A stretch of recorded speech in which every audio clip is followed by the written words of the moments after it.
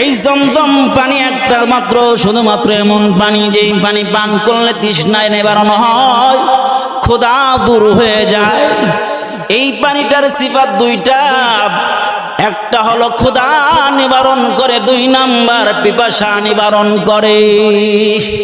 সন্তান ঋণী এবার জীবন যাপন করেছেন, হঠাৎ করে একটা কাফেলা যাচ্ছেন, দেখেন আকাশের মধ্যে বিভিন্ন পাখি দেখা যায়। তারা চিন্তা করলেন যেখানে এই পাখিগুলো থাকে পানি ছাড়া ওই পাখিগুলো থাকতে পারে না, নিঃসন্দেহে পানির ব্যবস্থা আছে। কাফেলা এসে, আমি আমার ভাইরা সংক্ষিপ্ত আকারে বলছি, কাফেলা এসে এবার হাজরাকে ডেকে বললেন, আপনাকে আমরা ট্যাক্স দেব, এখানেই পানির মাধ্যমে আমরা আবাদ করব, সেখান থেকে যে ফসল হবে তার একটা অংশ আপনাকে দেওয়া হবে।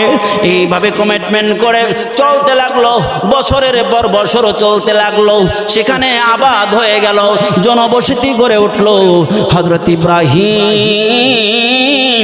এর মধ্যে আর বাইতুল্লাহ আসেন নাই।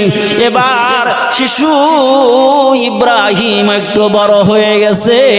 শিশু ইব্রাহিম যখন এবার কৈশোর পদার্পণ করেছে, আমার ভাইয়েরা বর্ণায় পাওয়া যায় 7 বছর, 8 বছর, 9 বছর, 13 বছর।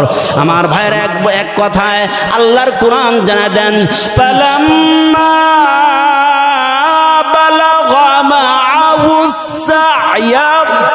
যখন সন্তান বাবার লগে চলাফেরা করার মতো উপযুক্ত হয়ে গেল, এমনই সময় আল্লাহ তাআলা